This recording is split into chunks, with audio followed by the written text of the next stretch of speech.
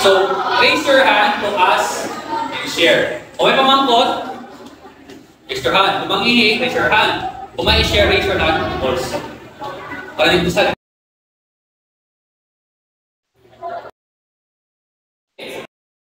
Number 5. So stay focused on your like cell phones and side talks. So kung klase na or may obra ka mo, do not distract yourself using your cell phones. Kaya balo na-stress ka sa activities. So focus on your task lang. And also, kung inyong mga chismisanay, hindi ka doon ay gusto mo din o babae kang natangan.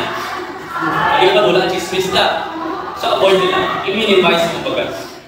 So kung may time mo para chismisanay, may time mo na para sa inyo nga task or your activities. Okay, number 6. Take responsibility for your actions. So admit your mistakes, say sorry when needed, and try to do better.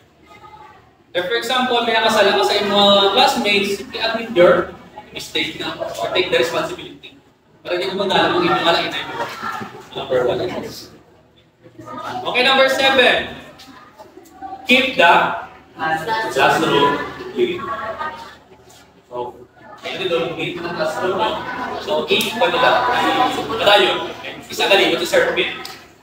Inspection lang kayo. So, inspection nyo naman ang mga person, mga candy, mga water, mga basiyo. So, kindly, kaboy lang sa mga kasurakan. And then, number 8 is no bullying and harassment. So, bullying, harassment, and any form of discrimination will not be tolerated. Number 1, no bullying. Kaya kasi, guidance ka mo, mga political discipline, magluwa ka mo murang karakter na siya. So, kahit hindi sa bullying or sa harassment sa classmates. And number 9, academic integrity. Complete your own work and avoid cheating and plagiarism. So respect the work of others. Kasi may limang happiness sa mga examinations, assignments. So like for assignments, kung ito assignment na lang. Kaya assignment sa isa, assignment na sa kanan.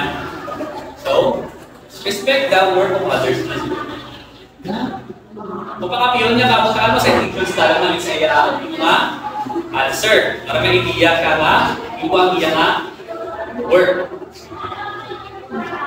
And also, last, number 10. So, meron sa laboratory, kaya simple magamit sa Word, Excel, and PowerPoint. So, use materials and equipment properly. So, handle classroom materials, tools, and technology with care. So, alagaan nyo man ang technology or atong mga materials kung sa lang na ta. So, may laboratory siguro.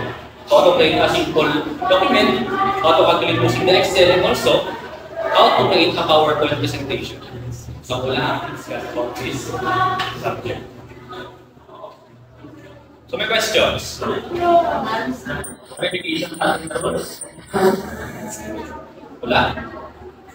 Dari ka start? Kaya wala? Sa likod? Verifications? Okay, so get one action of paper. So, ano natin siya?